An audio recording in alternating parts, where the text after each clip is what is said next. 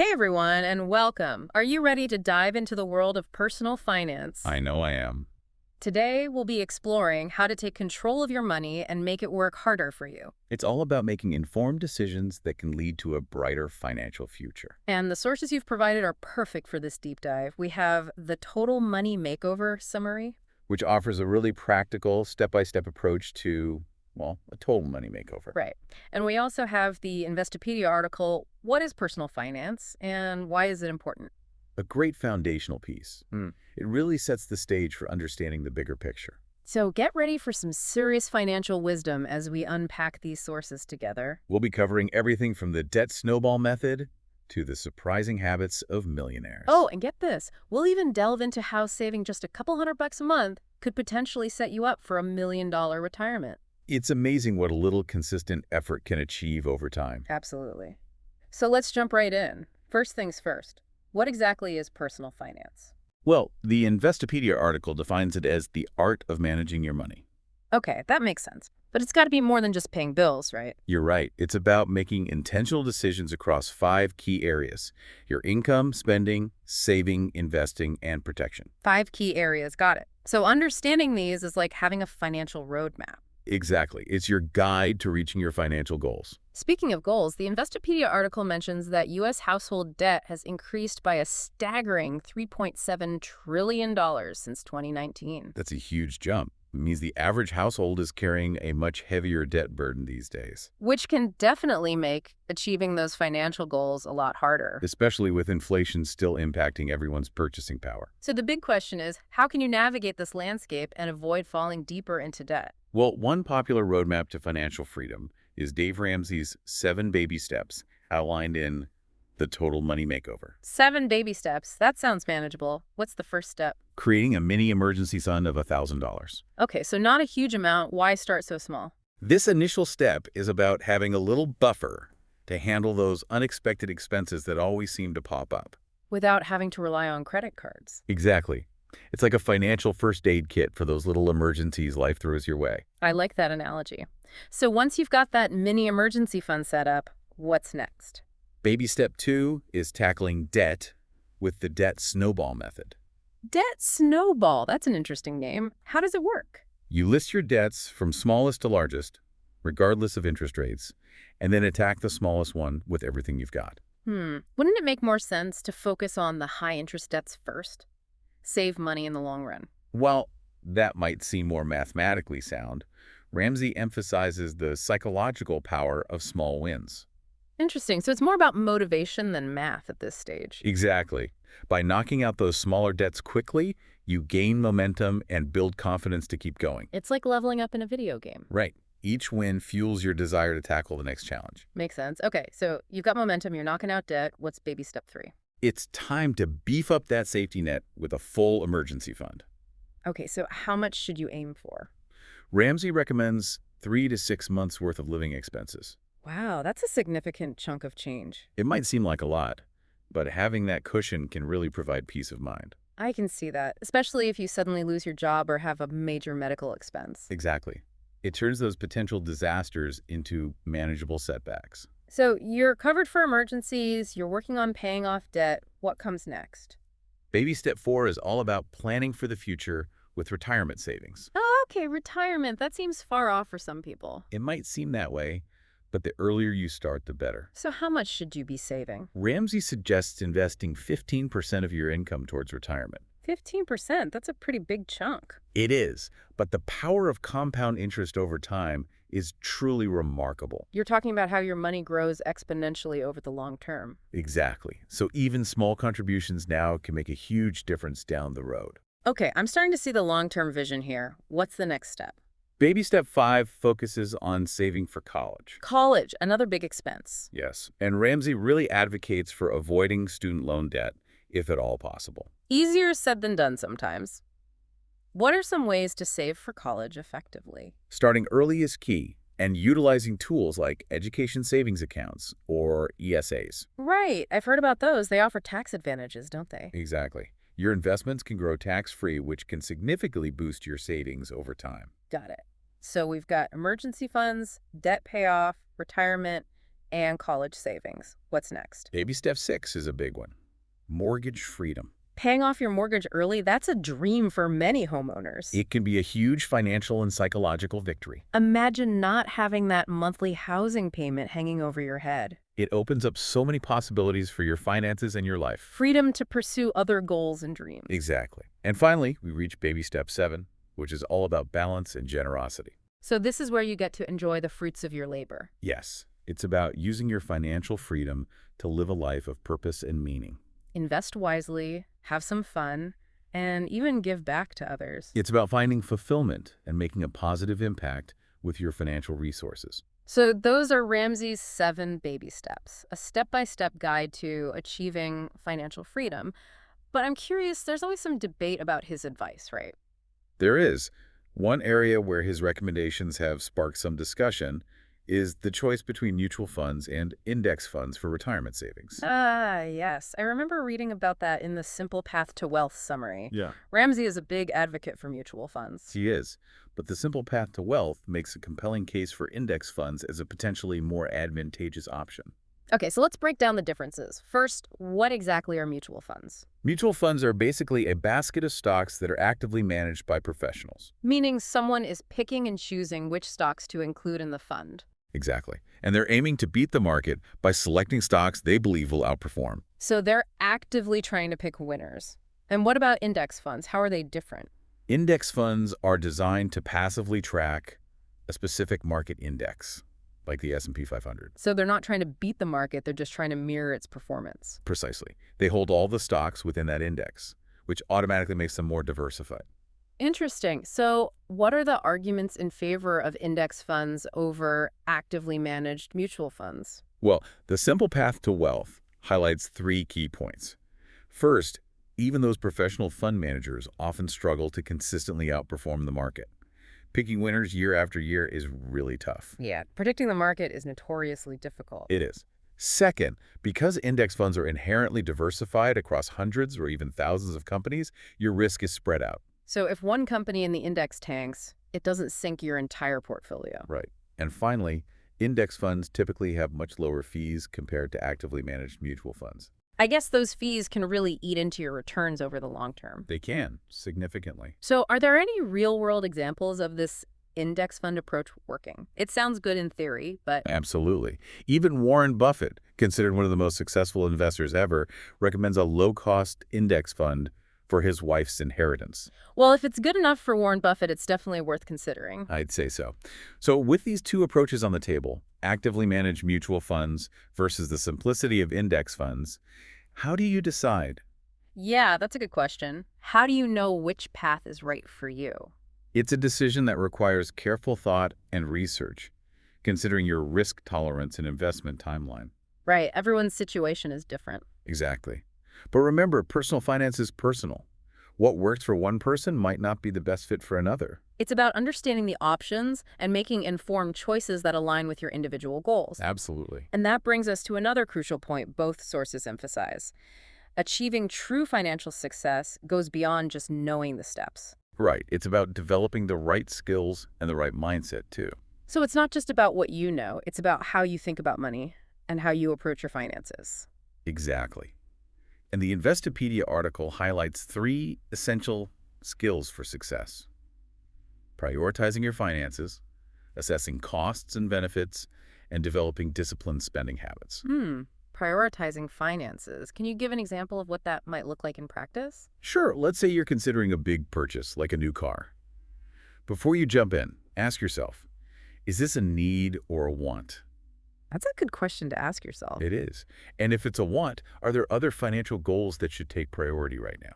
Like paying down debt or saving for retirement. Exactly. It's about making conscious choices about where your money goes and aligning your spending with your values. So it's about being intentional with your finances. What about assessing costs and benefits? It's about making informed decisions, like a savvy business owner. Thinking things through carefully. Right. Weighing the pros and cons before making a purchase or an investment. And not letting emotions get in the way. Exactly. For example, the article uses a thought-provoking example. Imagine you're about to buy a jet ski for $3,000. Okay, a jet ski sounds fun. It does, but that's $3,000 you could be investing over 40 years with a 7% return. that $3,000 could grow to almost $50,000. Wow, that's a huge difference. It really highlights the concept of opportunity cost. Yeah. Every financial decision has a trade-off. So it's about thinking about the long-term impact of your choices. Precisely. What you choose to do with your money today will have consequences down the road. Makes sense. And what about that third skill, disciplined spending habits, This is all about resisting those impulse purchases and sticking to your budget. which can be tough in today's world of constant advertising and online shopping? It definitely takes effort, but it's about developing the willpower to delay gratification and stay focused on your long-term goals. So to wrap up this part of our deep dive, it seems like there's a lot more to personal finance than just numbers and spreadsheets. Absolutely. It's about understanding those core principles of income, spending, saving, investing, and protection. But it's also about developing the right skills and mindset to make smart financial decisions. And recognizing that personal finance is truly personal. There's no one-size-fits-all approach. Exactly. The key is to find what works best for your unique situation and goals. Welcome back, everyone. I hope you've had some time to, digest all that info from the first part of our deep dive. There was a lot to cover. Yeah. And we left you with a bit of a cliffhanger, remember? That question about how your emotions and beliefs can influence your financial decisions. A crucial aspect of personal finance that often gets overlooked. For sure. We tend to focus on the numbers and the strategies, but money is rarely just about, cold, hard cash, is it? It's not. It's tied to our values, our aspirations, our fears, all those things. And sometimes those emotions can lead us to make choices that aren't exactly in our best financial interest. Right. We've all been there. Impulse purchases, maybe. Exactly. Or maybe avoiding looking at your bank statements because it just makes you anxious. Ooh, yeah, been there. So how do we start to address that emotional side of money? Where do we even begin? Well, the Total Money Makeover really dives into this.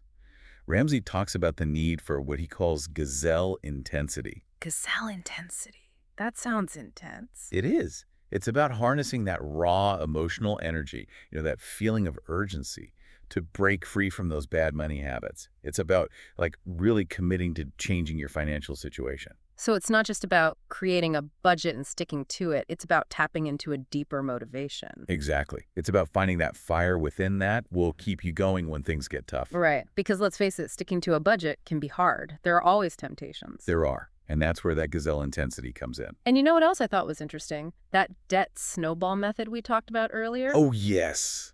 That's a great example of using psychology to your advantage. Right, because wouldn't it make more sense to focus on the high-interest debts first, from a purely mathematical standpoint? It would. But Ramsey emphasizes that psychological boost you get from those quick wins. From paying off those smaller debts first. Right. It makes you feel like you're making progress, which motivates you to keep going. It's all about building momentum, right? And speaking of psychological traps, Ramsey also talks about the dangers of keeping up with the Joneses. Oh, that's a big one. It's so easy to get caught up in comparing ourselves to others and feeling like we need to, have all the same things. The fancy cars, the designer clothes, the exotic vacations. All of it. And the problem is, as Ramsey points out, those seemingly luxurious lifestyles are often built on a foundation of debt. Not true wealth. It's all about appearances. Exactly. And it can be incredibly misleading. It reminds me of the Millionaire Next Door summary. Remember how that book revealed that the average millionaire isn't who you might expect? Yes. They're often living below their means, driving practical cars, and prioritizing long-term financial security over those flashy displays of wealth. Right. It's about being smart with your money, not trying to impress others. Exactly. It's about building real wealth, not just the appearance of it. And another thing I was thinking about, it seems like delayed gratification is a key theme here. It is. Whether it's resisting those impulse purchases or patiently investing for retirement, it's about recognizing that sometimes the best things are worth waiting for. And sometimes it even means making choices that feel counterintuitive in the moment. Like, for example, Ramsey's recommendation to temporarily pause retirement contributions while you're aggressively paying down debt. Right. That can feel kind of strange, like you're going backwards. It can. But the logic behind it is that once you're debt-free, you'll have so much more money available to invest that you'll be able to catch up quickly. Okay, that makes sense. It's like taking a short detour to reach your destination faster in the long run. Exactly. And, speaking of taking control of your finances, I want to touch on another concept that really resonated with me. The idea of paying yourself first. Remember that from The Richest Man in Babylon? Oh, yes. That was a powerful one. It's such a simple idea, but it can be so transformative. So remind me, what's the basic principle behind paying yourself first? It's about making your financial well-being a priority. Yeah. Instead of paying your bills and spending what you want and then saving whatever's left over, you flip the script. Okay, so you allocate a portion of your income to savings before you even think about bills or discretionary spending. Exactly. It's like treating your future self as a creditor that you owe money to, just as much as your landlord or your credit card company. I love that analogy. Your future self deserves to get paid too. And, both of our sources really emphasize that building a strong financial mindset is crucial for success. It is. The Investopedia article breaks down some specific skills that are essential. Things like prioritizing income-generating activities, making informed decisions based on careful cost-benefit analysis, and developing the discipline to restrain spending. So it's about treating your personal finances with the same level of professionalism and strategic thinking you would apply to any business venture. Precisely. You are the CEO of your own money. And a good CEO needs to be informed and make wise decisions. Speaking of which, how important is financial literacy in all of this? It's absolutely essential. Financial literacy empowers you to understand the language of money, to make informed decisions, and to navigate the complexities of the financial world with confidence. Without it, you're kind of at the mercy of others, right? You are. Financial advisors, salespeople, even well-meaning friends and family, they might not always have your best interests at heart. So it's about empowering yourself to take control of your own financial destiny. Exactly. And one of the most valuable tools for developing that strong financial mindset and boosting your financial literacy is knowledge. But gaining that knowledge doesn't have to be expensive or complicated, does it? It doesn't. There are tons of free resources available. Blogs, podcasts, library books. The information is out there, you just have to be willing to seek it out. And while Dave Ramsey and the Investopedia article offer fantastic advice, it's crucial to remember that personal finance is personal. What works for one person might not work for another. Right, there's no one-size-fits-all solution. Exactly. The key is to understand the principles, explore different approaches, and find what resonates with you, what aligns with your unique circumstances and goals. It's about being adaptable and, not being afraid to break the rules if it makes sense for your situation. Like that example from Investopedia about delaying retirement savings while you're tackling high-interest debt. Right. Sometimes you have to prioritize based on your circumstances. Exactly. It's about being an informed and empowered decision maker, not blindly following someone else's blueprint. I think that's a really important point. And it leads us to something we haven't really touched on yet, the role of financial literacy in all of this. Absolutely. Financial literacy is like having a superpower when it comes to managing your money. It empowers you to understand how things work, make informed decisions, and not be taken advantage of.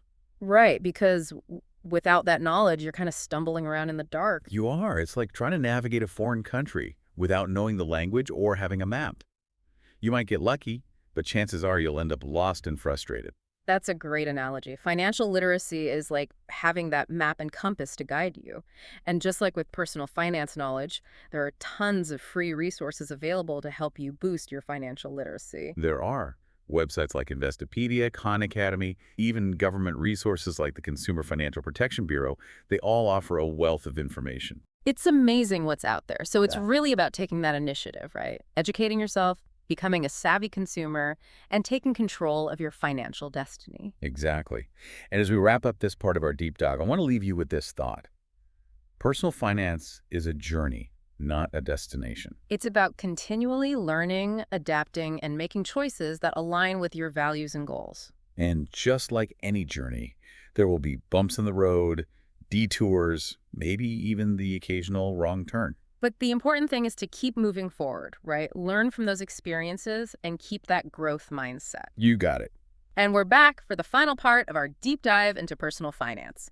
And for this last part, we've got a special guest joining us. That's right. We're excited to welcome a certified financial planner to the show. Welcome. We're so glad to have you here. Thanks for having me. It's great to be here. So we've been diving deep into the world of personal finance, exploring different strategies, and really trying to understand what it takes to achieve, true financial well-being. It's been a fascinating journey so far, and we've received some really great questions from our listeners. Yes.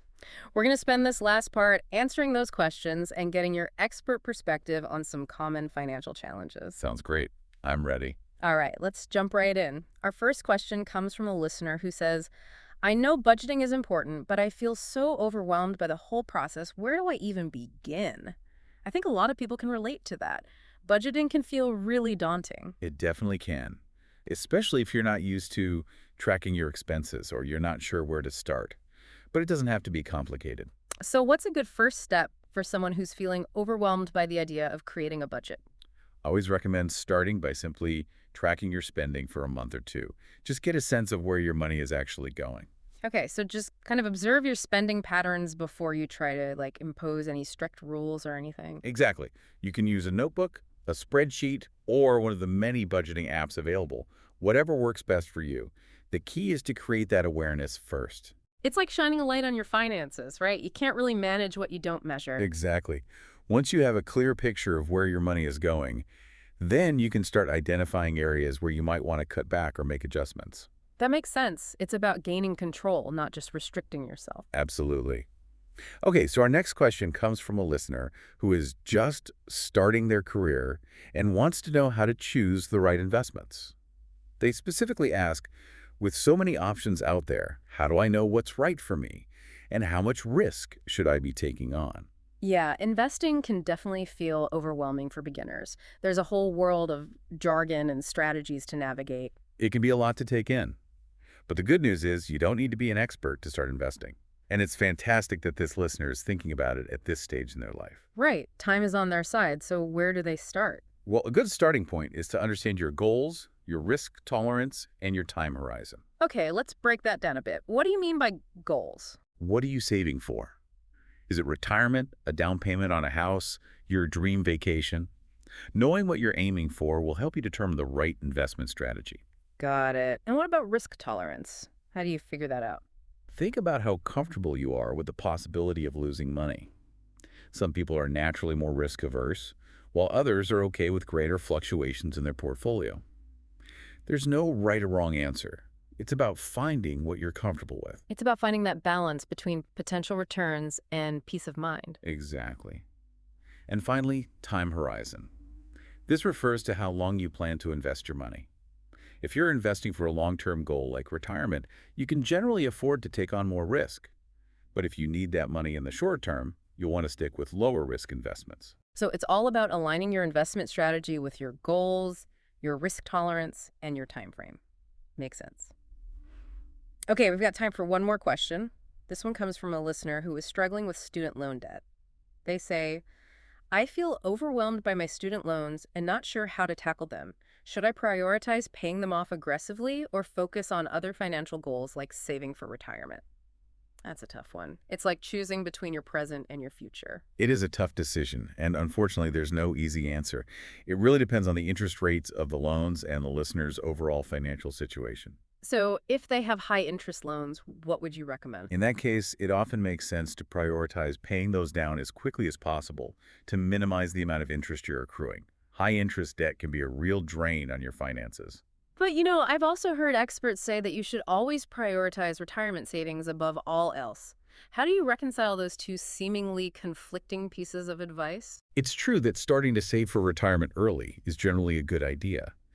But there are situations where it might make sense to shift focus for a while. If you're burdened by high-interest debt, it can hinder your ability to make progress on other goals, including retirement savings. So it's about being strategic and prioritizing based on your individual circumstances. Exactly. You might consider making minimum payments on your lower-interest loans while throwing any extra cash flow at those high-interest ones. Once those are under control, you can shift your focus back to retirement savings. So there's no one right answer. It's about finding the right balance for you. Absolutely. And that really underscores a key theme we've been talking about throughout this deep dive. Personal finance is personal. What works for one person might not work for another. Right, there's no magic formula. It's about understanding the principles, exploring different strategies, and finding what aligns best with your values, your goals, and your unique circumstances. And don't be afraid to seek guidance along the way. Talk to a financial advisor, read books, listen to podcasts like this one. There are so many resources available to help you. Absolutely. Well, that brings us to the end of our deep dive into the world of personal finance. I want to thank you for joining us and sharing your expertise. Your insights have been incredibly valuable. My pleasure. It's been a great conversation. And to our listeners, thank you for tuning in and for submitting such thoughtful questions. Remember, the journey to financial well-being is ongoing. It's about constantly learning, growing, and adapting. Keep exploring, keep learning, and keep those questions coming. And most importantly, remember to make choices that align with your values and your vision for the future. Thanks for diving in with us. We'll see you next time.